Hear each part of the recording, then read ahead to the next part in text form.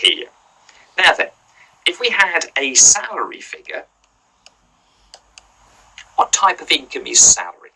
Where would it go? Salary, of course, is non-savings. Let's assume that's £20,000. Anything that goes in analysis column, if we need to show a total column, we will here, goes in the total column as well. And then we've got some interest income, maybe bank deposit. Let me abbreviate there to BDI, bank deposit interest. What type of income is it? That, of course, is savings income. 10,000 and 10,000 into the total. That would give us total income. 20, 10, and the total of that total income, of course, 30,000. We'd look to see here there aren't any deductions from total income in deriving net income. So here total income and net income are the same. But that, of course, is not the taxable income, because what do we deduct from net income to derive the taxable income? And that, of course, is your personal allowance. Your personal allowance, hopefully you'll remember it, but it's on your rates and allowances page, is £11,850. Where do we apply it first? Against non-savings. Here is your non-savings income column. £11,850 comes away. All of the personal allowance is used against the non-savings income, so there's no excess personal allowance to go then against savings income. The £11,850, of course, deducted from your total. And what do we get? In terms now of our taxable income figure, what have we got? 11 would be 90, so that's 18,150, and that therefore is going to, did I say 18,000? There's my mental arithmetic. That will be 8,150. This is 10,000. I know there was an 18 somewhere. Our total would be £18,150. So we've established our figures of taxable income split here by the relevant analysis of non-savings and then savings income. We now need to calculate our tax figure. All we'll do in these calculations is to bother about tax liability. So what income is taxed first of all? That, of course, is your non-savings income. How much do we have? 8,150. What is the basic rate band limit for our non-savings income? 34,500. So all of that 8,150 will be taxed at 20%, our basic rate band. What that shows us, of course, there is that non-savings taxable income, as I stressed when going through the note, there 8,150 exceeds £5,000. The 0% starting rate band that may be available for savings income is only available if any part of your taxable savings income, i.e. your 10,000, falls within the first £5,000 of your total taxable income of 18,150 to be taxed. Does it? No, it doesn't. What you've got, 8,150 exceeds 5,000, so the 0% starting rate band on your savings income is not available. That figure there would have to be less than £5,000 for any 0% starting rate band to be available. It's not available here. So we've taxed the non-savings, we now move through to our savings income. Right, what level of taxpayer are we? We've got £18,150 in total of taxable income. Does that exceed your basic rate band limit of 34,500? Of course it doesn't. So in which case, you're a basic rate taxpayer. Right, if you're a basic rate taxpayer, then you benefit from the savings income nil rate band. I know, again, you might get confused by these terms, but we had the 0% starting rate band, not applicable here because that figure was at least £5,000. But because this figure, the total taxable income, means that our taxpayer is just a basic rate taxpayer, the figure does not exceed £34,500, the basic rate band limit. As a basic rate taxpayer, what does our hero, our taxpayer, enjoy on their savings income? A £1,000 nil rate band. So the first 1,000 is 0%. So notice we don't ignore that 0%. We don't just say, oh, let's leave 1,000 out and we've only got 9,000. It counts within this overall total of the income that is chargeable to tax. It's included, therefore, it counts towards, not that we're going to get there on this one, but it counts towards your basic rate band limit. So that sorted out the first 1,000 of the £10,000 amount of taxable savings income. The remaining 9,000 of savings income still to be taxed very obviously falls within the basic rate band. 18,150, we are within the basic rate band.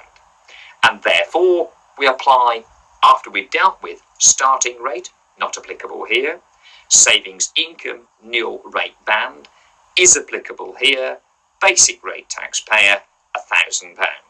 Had we been a higher rate taxpayer, would have been £500 there. What's left over? Out of the 10,000 total, £9,000, and that therefore will be taxed at your normal basic rate of 20%. You'd work those figures out. I think I know that one. That will be nil. You work those figures out and you get your tax liability. Now again, you can use a calculator perfectly well. The point is the process here. Do you know, out of that £18,150 worth in total of taxable income, how it is going to be taxed? Firstly, non-savings, then savings. If relevant, it will be later, then dividend income. Tax the non-savings income first of all. How much do we have? 8,150. Less than 34.5, therefore all taxed at 20%. But 8,150 is more than 5,000. There is savings income, here 10,000, but it means that none of that savings income will benefit from the 0% starting rate band. As is a basic rate taxpayer, or as he or she is a basic rate taxpayer here, we do benefit from the savings income nil rate band, £1,000 at 0%. It leaves 9,000 still within the basic rate band of savings income to be taxed, and that is at 20%. Put it through your calculator, get your tax liability, job done. Now that again could very easily be a little 2-mark section A objective testing question to sort out that figure of tax liability there. Right, now in that example there was no application of the 0% starting rate band. Let's see whether that changes in this example. Again, we'll stick with non-savings, savings, and then total. We had in the previous one salary, employment, income, and then, of course, our savings, our interest income. There's no need for me to list those out again and give you the total. We'll just go straight to a net income figure, i.e. before deducting the personal allowance, that would then, as you know, at least I hope you know, bring you down to taxable income figures there. And let's assume our non-savings, our salary, this time isn't 20,000, but we've got net income of £15,000. We'll stick with the savings income of £10,000 and total therefore 25,000. Personal allowance 11,850 of course is available to us. Non-savings income is bigger than 11,850, so all of the personal allowance is allocated to your non-savings income. It will of course also be deducted from your total. Your non-savings income, take 11,850 from 15. I think there, not that I was too good on this on the previous example, but I think that will be 3,150. 10 there, 11,850 from 25. Just do a quick cross-check on this one, and that, is 13,150, the sum total of the 3,150 and the 10. Now then, the process. Non-savings taxable income to be taxed first. Is it less than £34,500? Yes, it is. It is only £3,150, and that therefore means it will be taxed at 20%. It's all very obviously within the basic rate band. But then we've got savings income coming in. Some £10,000 of taxable savings income. Does any this time of the 0% starting rate band apply? What was the rule? The rule was, if any part of this taxable savings income is within the first £5,000 of your total taxable income, then it will benefit from the 0% starting rate. As you can see, our taxable income so far is only £3,150. Therefore, some of that 5,000 starting rate is available. Now then, how much? We've got 3,150 of the first £5,000 of taxable income being non-savings. Therefore, of the first 5,000 of taxable income, just £1,850 of that will be deemed to be out of this total £10,000 of taxable savings income. So that 1,850 will benefit from the starting rate. Now, if this is a written question, you can then put a little note there to that effect as to why it is at 0%, because it's benefiting from that 0% starting rate. That's taxed just 1,850 out of 10,000. Again, and very obviously based on that total, the taxpayer is a basic rate taxpayer. So in terms of their savings income, again, as in the previous question example, there is a savings income nil rate band available of £1,000, which again is 0%. You could have another note there, note 2, obviously saying that the taxpayer is a basic rate taxpayer and therefore benefits from £1,000 savings income nil rate band. Of course, if this is an objective testing question, you're not doing any notes, you're just doing the calculations as quickly and as carefully as you possibly can. Well, we've got a tax in total £10,000 of taxable savings income. What have we calculated so far? 1,850 plus £1,000. So we've calculated tax at 0% for two different reasons on a total of £2,850 out of the total of 10,000. So what does that leave? 2,850. There's your 2,850 already taxed. Away from 10,000, well, that's going to be, what, £7,150. And that, again, we know we're only a basic rate taxpayer, so we follow the same then tax rates as for non-savings, and that is in the basic rate band, so it's taxed at 20%. We do our calculations, obviously each of these is nil. We get our 3,150 at 20, 7,150 at 20, get your tax liability figure as a result. So that process is what you need to know. Okay, take a moment at this point just to go back through those examples and make sure that you're happy with them before we go any further there. Okay, well, to finish off this particular section of this chapter, set up another little example here just for us to have a go at to make certain that, again, we're happy with the way in which we tax not just the simple non-savings, but the more challenging, the more interesting savings income there, and the application of, firstly, if applicable, the 0% starting rate band, thereafter, the savings income nil rate band, if applicable, it is applicable at one level or another if you are either basic rate or higher rate taxpayer.